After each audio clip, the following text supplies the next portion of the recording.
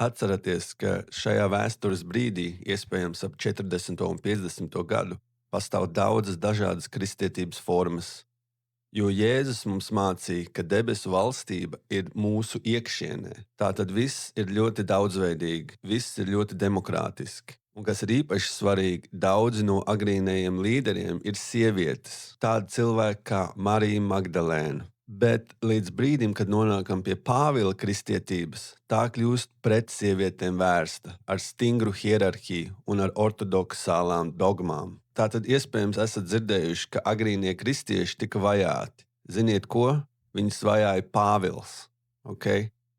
Viņus vajāja romieši, bet arī Pāvils. Un šajā vēstures posmā katoļu baznīca, jeb Pāvila kristietība, bija tikai neliela minoritāte. Lielākajai daļai cilvēku Jēzus kristietība bija daudz pievilcīgāka nekā Pāvila kristietība. Jēzus mācīja brīvību, spēcināšanu, atbrīvošanu.